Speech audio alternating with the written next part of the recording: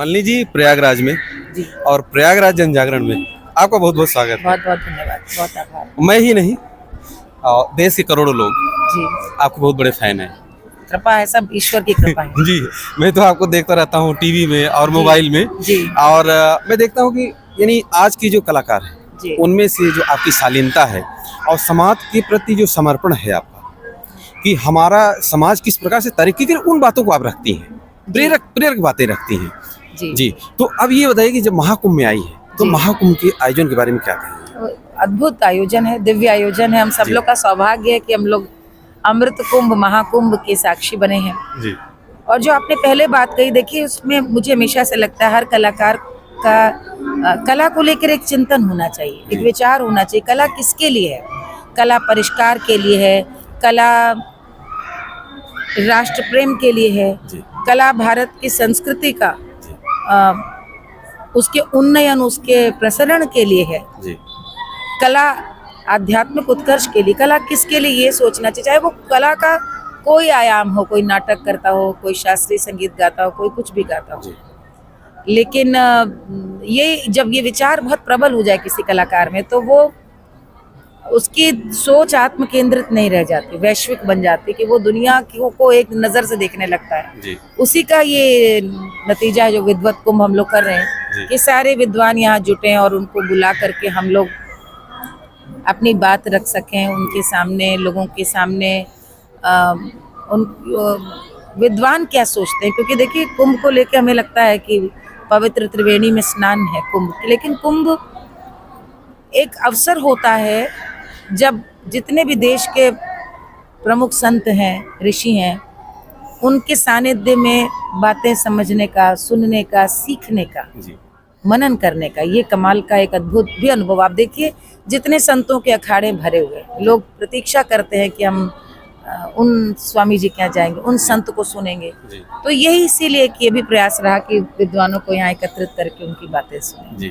Ma'am, आप बोल रहे हैं कि लोग मनन करते हैं, सीखते हैं, यहाँ संगम में आकर लोगों का संगम है, तो चाहे वो साधु संत हो, चाहे आप जैसे लोग हो। लेकिन मैं कहूँ तो आपको बहुत सारे युवा युवतियाँ फॉलो करते हैं, आपसे सीखते हैं, आपकी इस कला को सीखते हैं, उनको क्या कहना चाहेंगे? मैं यही कहना चाहूँगी कि आप जो हैं अपनी उस पहचान में अभिमान करिए। जी आपका भोजन हो, आपकी भाषा हो, आपका पहनावा हो, आपका विचार हो, आप भारतीय हैं और बड़े भाग्य से भारतवर्ष में जन्म मिला है। जी इस पहचान को या इस विचार को कि हम भारतीय हैं, व्यक्ति अलग अलग ढंग से परिलक्षित करता है। आम नागरिक वोट दे के करता है, कहीं भी जाता है तो गर्व से कहता है हम भारतीय हैं, भारत माता की जय कहता है। हम गाते हैं तो हमें अभिव्यक्ति के मंच मिलते हैं। तो मुझे लगता है कि कोई भी व्यक्ति, उसके भीतर राष्ट्र के प्रति प्रेम, समाज के प्रति सद्भाव, ये दो विचार होने ही चाहिए। आप गाते हों, आप पढ़ते हों, आप अधिकारी हों, आप खिलाड़ी हों, आप कुछ भी करते हों, आप व्यापारी हों, लेकिन ये बुनियादी हमें और पशुओं में यही तो अंतर है। और उनमें देखिए हम लोगों से ज्यादा है कम्युनिटी फीलिंग्स, कि वो पूरे कुनबे को लेके चलते हैं। आप यदि जीवों को देखें, चाहे वो पक्षियों को देखें, हाथियों को देखें, तो पूरा पूरा झुंड एक साथ चलता है। तो उससे अधिक चूंकि बुद्धि मनुष्य ने अपनी परिष्कृत की है, तो मैं यही सब लोगों से अपनी ओर से एक भावना व्यक्त करूंगी कि यही संदेश है कि आप जीवन में जो करें अच्छा करें, और अपने से उठ करके परमार्थ के बारे में सोचें, कैसे हम दूसरे के लिए अच्छा कर सकते हैं, कैसे जीवन को और सार्थक करें। वरना जन्म मिला है तो जीवन कट भी जाएगा। जब कटने के करीब पहुंचेंगे, जीवन कटने के करीब, तब लगेगा क्या किया। और यदि परमार्थ में जीवन व्यतीत करते हैं, परमार्थ माने कोई ये नहीं कि आप बहुत बड़ा कोई दान संकल्प लें, बहुत छोटी छोटी चीजें हैं। आपके बगल का कोई बच्चा है, आप रिटायर हो गए, आप उसको पढ़ा सकते हैं। आपकी वृद्ध माँ है, आप उनके संग प्रतिदिन समय बिता सकते हैं, वो उसी की बाट जोती होंगी। तो वो आपके अंतःकरण में होना चाहिए कि किस तरह से हम अपने से इतर दूसरे के जीवन में भी खुशी लाएं। यही कहना चाहूँगी। जी मैम, आप जब यहाँ ये विश्व का सबसे बड़ा आयोजन है, ये आध्यात्मिक आयोजन, सांस्कृतिक आयोजन, तो आप पूजा करती होंगी, तो ये पूजा भगवान की आराधना या पूजा करना पूजा है या कर्म भी पूजा है?